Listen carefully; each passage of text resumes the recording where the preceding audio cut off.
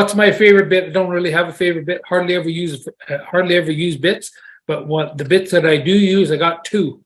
So out of all the horses that I ride and all the places that I go and all the different breeds, I've got two bits. They're Myler bits, and you can go to Myler bits website and look at there, and they got a bazillion bits to go on, and it's really a great education because it's a real deal. Bits are real. That's serious stuff to learn about bits.